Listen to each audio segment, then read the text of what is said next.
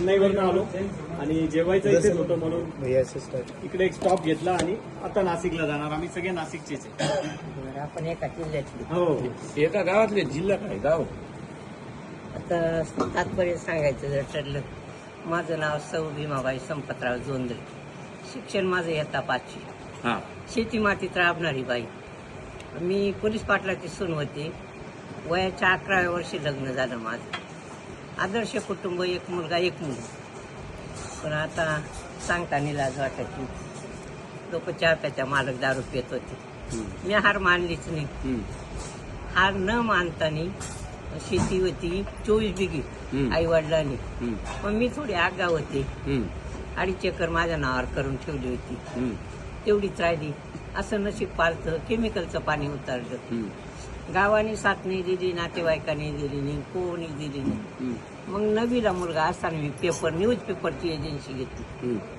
तर माझा बंधू झडपीत होता. पुन्हा आका तू काय केलं, दारोदार मुलगा येंडी होती. मी बंधूला एकच सांगितलं, जगाच्या बातम्या माझ्या हातात आहे. माझी बातमी जेव्हा तुझ्या हातात येईल तेव्हा तुला वाईट वाटू दे म्हणजे. मग असं करताना मुलाला पेपर वाटायला. शून्य होता. सायकल पण नव्हती. आणि त्या टायमाला आता मून म्हणते तर मी काय करतो, ती काडकी देत होते. ती 100 रुपये सायकल गेली मुलाला माझ्या. त्या 100 रुपयाच्या सायकलीला माझा मुलगा पेपर वाटायचा. आज 31 वर्ष झाली अजून पेपरची एजन्सी लावून राहिली. मी पहाटे 5ला उठायचे आणि 11ला झोपायला जाते. एवढ्या वयात, 75 वयात. असं करताना मग मुलगा माझा तरुण कट्टा, कवी कट्टा लिहायला लागला. पहिला चेक 20 रुपयाचा मुलाचा. मुलाच्या कष्टातही 60 रुपयाचं जोडलेलं समाज. किती? 60 रुपयाचं. कधी किती वर्षापूर्वी झाली ते तुम्हाला सांगितले. प्रश्न कोणीच पूछो मत आम्हाला. 82चा जन्म आहे त्याचा. त्याच्यात 9 वर्षे तुम्ही वजाबाकी करा. आता काही एवढं लक्षात राहत नाही. ठीक आहे, ठीक आहे. असं करताना मग पुस्तकं छापाय येऊ लागली. 105 पुस्तकं छापून झाली. कपाट इडच बरे.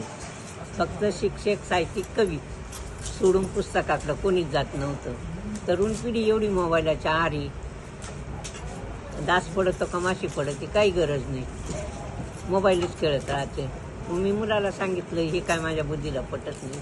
आपल्या घरी ज्ञानाची शिदोरी, प्रत्येकाने पुस्तक हातात घेऊन वाचावं असं मला वाटतं. मग माझ्या मुलांनी स्टँड बनवले आणि पुस्तकं टेबलावर ठेवली. पुस्तकं टेबलावर ठेवल्यावर मी एवढी अडचणीत पडली.